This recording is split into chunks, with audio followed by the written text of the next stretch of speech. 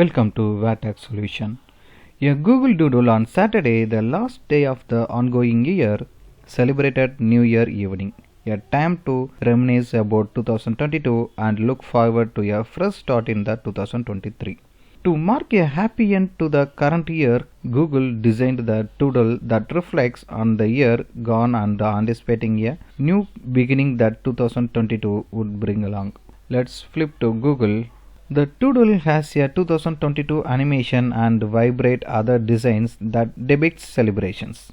When you click on the doodle, a new page loads and the screen treats you with a wonderful confetti. Besides, towards the right of the search page, there is a ready to pop animated confetti cone. On clicking on that cone, it will again lead to confetti burst with a sound.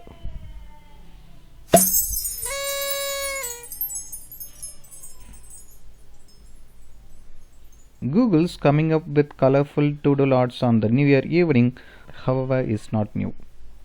Happy New Year! Please subscribe for more videos. Thank you.